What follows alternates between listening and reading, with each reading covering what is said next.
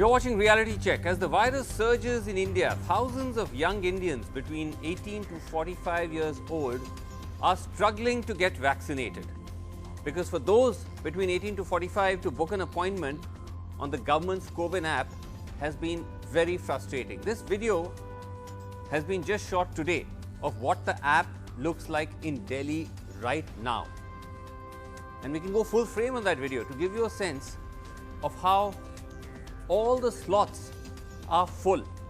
The same story across the country. There you can see red, red, red, all indicating full.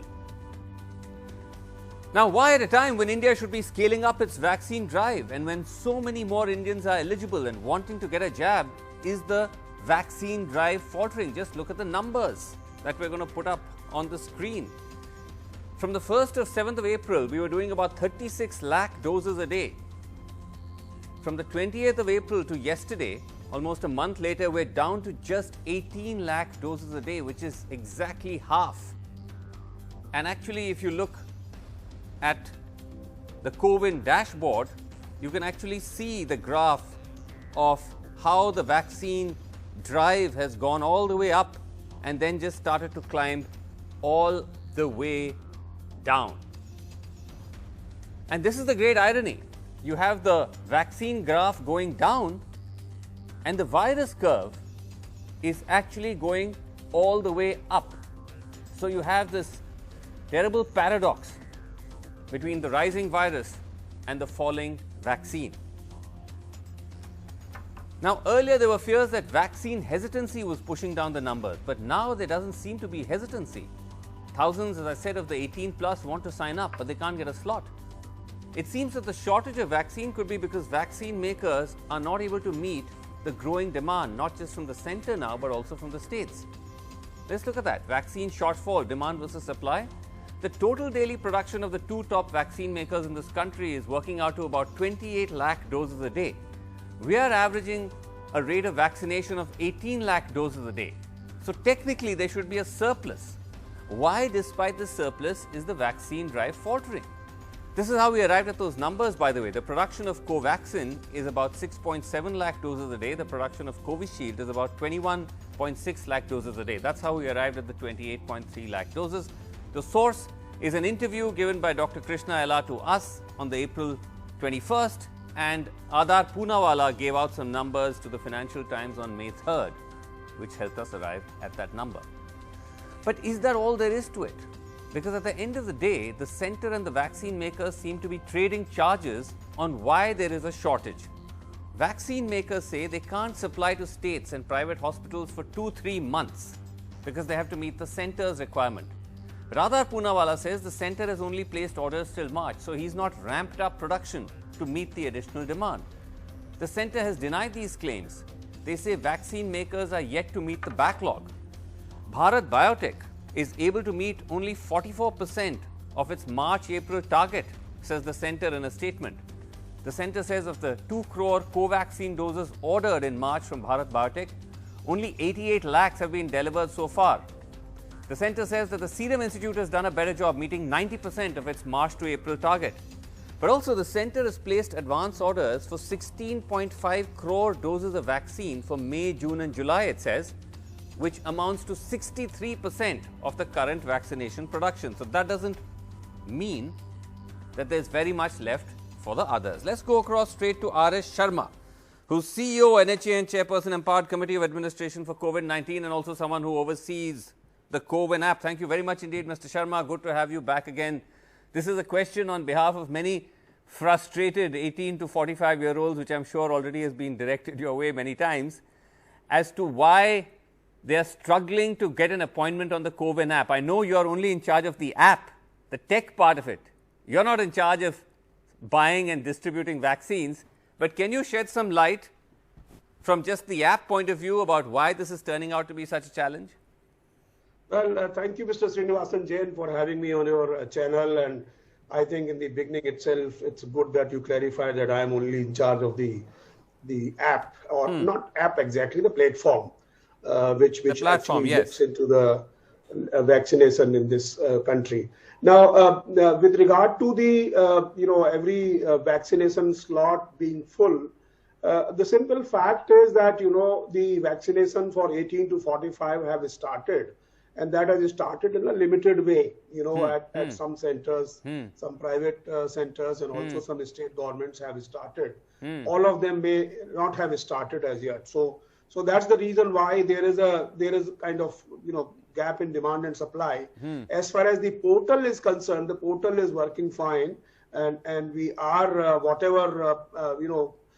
whichever hospital comes on board and publishes its vacancies, then those vacancies are published on the platform, and the platform is open for bookings, and that's right. how it happens. So the platform, at the platform end, you're saying there's no problem as such. It's just reflecting the reality, which is that there's just simply not enough slots available.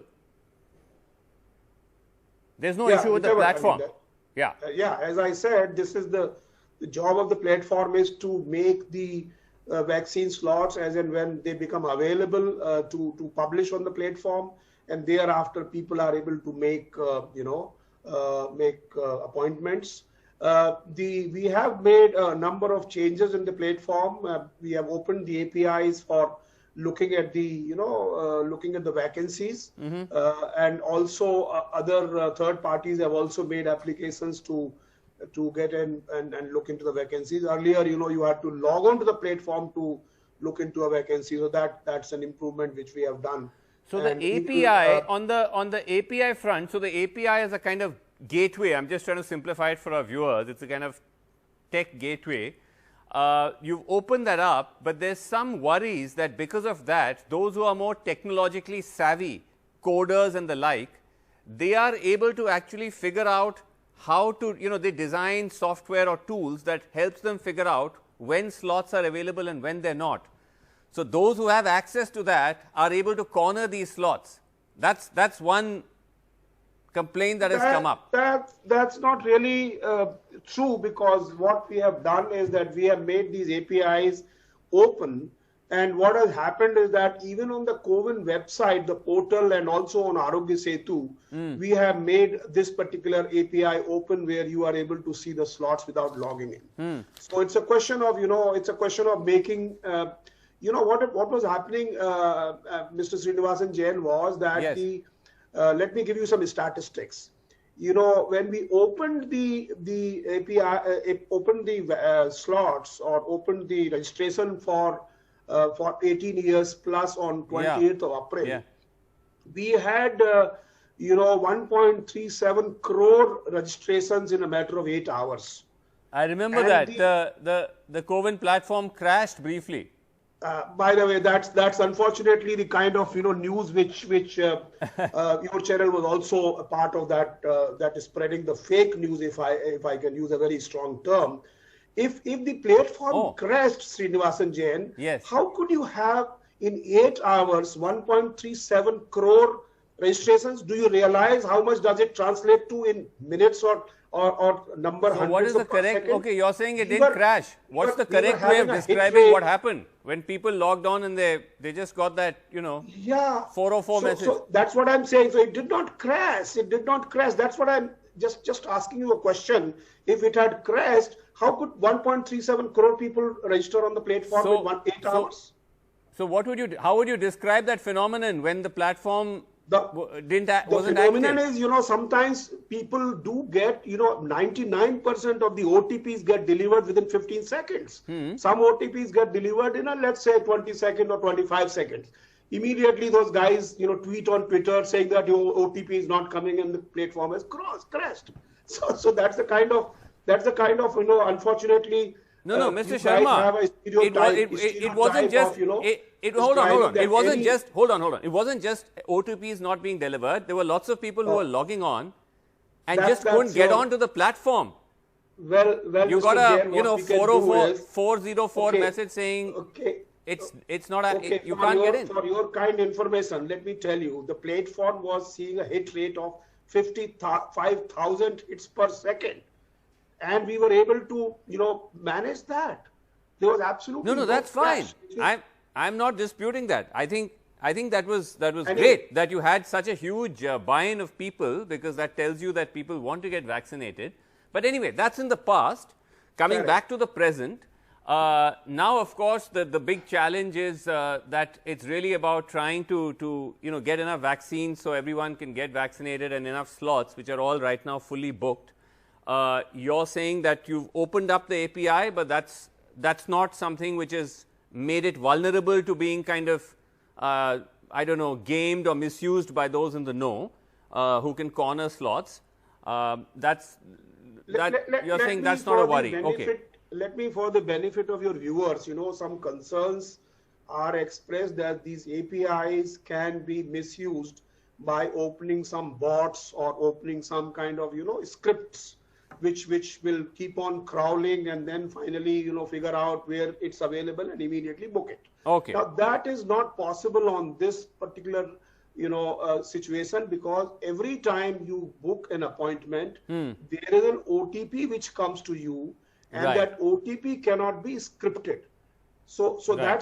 that's the situation. So therefore, the concern is not really valid. Okay. There are, it's true that when some, let's say, X slots get opened, and if there are 10x people who are trying to book these slots, obviously there will be 9x will also be disappointed, which I can understand. True. That's fair enough. Anyway, it's been quite a challenge, but let's see. I think as more and more of the vaccine enters the market, enters the sort of the war chest of the states and the private hospitals, our younger generation of Indians will get any last advice you'd have to people trying to get on a slot, on using the COVIN platform? What would you say to them? Well, though I did not sort of, I cannot say much about the demand and supply part, but my sense is, looking at the numbers, Yeah. the numbers of registrations are reducing, numbers of slots are increasing, Right. and therefore I think it's a very temporary situation which will get over with. So it's a question of, people have to wait for a little more time, maybe 5 days, 6 days, 7 days, and then we Okay. feel that the availability will improve substantially. That's my sense. Fingers crossed. That'll make everyone's life easier, including yours, I'm sure. But pleasure to have you as always, Mr. Sharma. Thank you so much Thank you indeed. very much, Mr. Jain. Thank you. Thank you. Okay, we're going to let you go. Let's just go across now to panel. We have Dr. Shashank Joshi, member COVID-19 Task Force Maharashtra.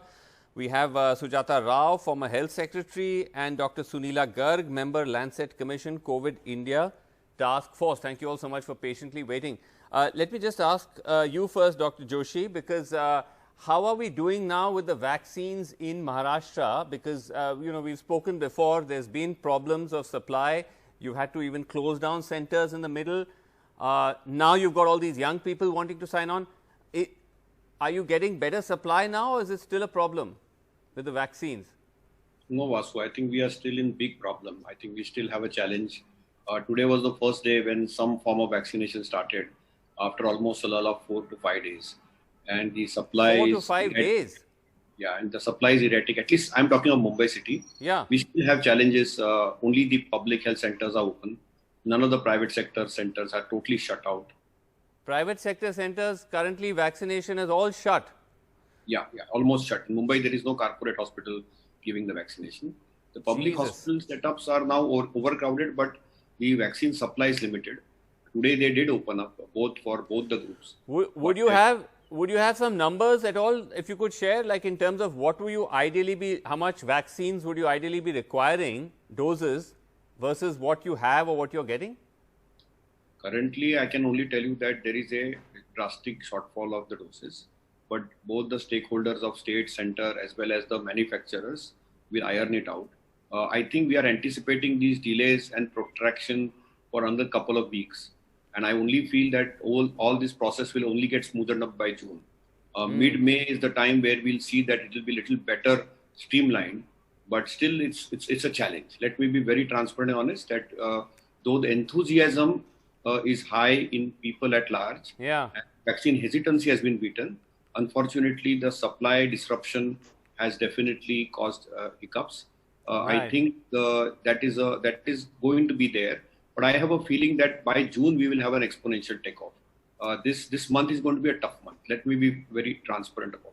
No, that's fair enough, because the vaccine makers have already said, some of them publicly, I think, they've told states and they've told private hospitals, we just can't give you any stock until we first meet the center demand, and that could take us several months because we still have to ramp up. We were just putting those figures out.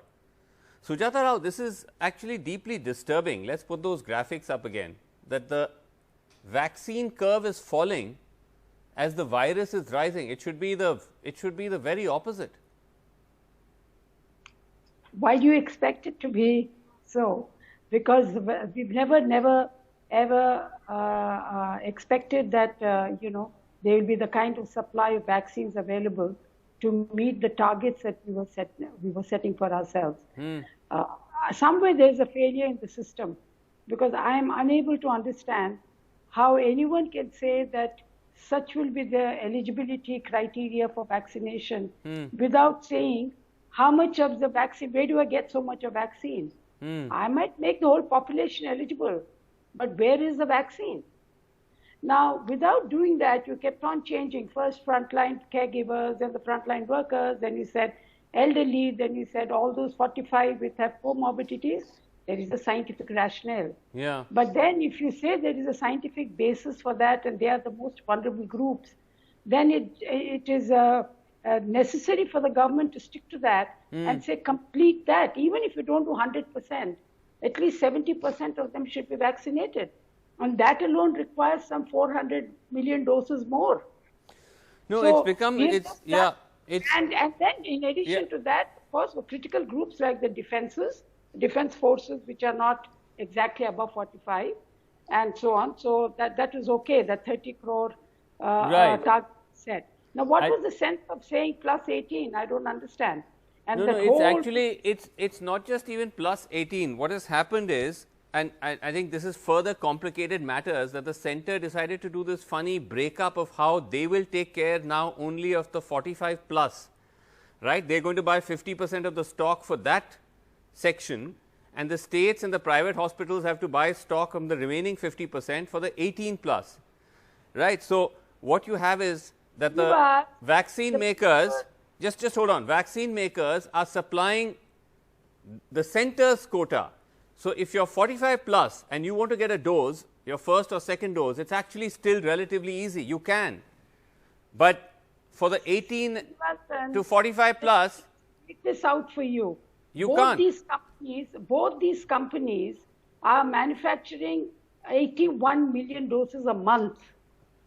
That's 8 crore doses a month is what is the maximum manufacturing capacity. Yeah. Of that, 50% goes to Government of India. So you have how many? 40 million doses. Now you need 400 million to reach just that one central government target. yeah, 10 months. And then you're saying state governments will get another 40 million. yeah. And each state government will compete with corporate sector.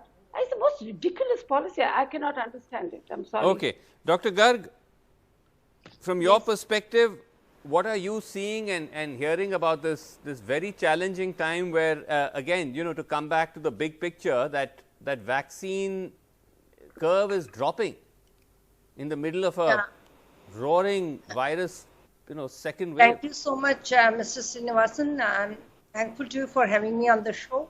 Now, from the public health perspective, and as member Lancet Commission, I'll say that when we started with planning of immunization in the month of January, we had looked at, about 80 crore individuals which will be needing immunization out of 137 crores and into 2 doses, that is 160 crores. And accordingly, we started, immunization of those number of individuals. But, unfortunately, in the initial part, which happens with every individual, like, we had, the much more trained, physicians and healthcare workers and all that. So people had little bit of hesitancy. Now, gradually, as we are going ahead, we never knew that we will be saddled with, mutant strains, double mutant, triple mutant, which has, exponentially our curve is rising. So that's why if our curve would have progressed slowly, then we wouldn't have felt like that. So today we are feeling this much, that we have got so many number of cases, but so much of vaccines.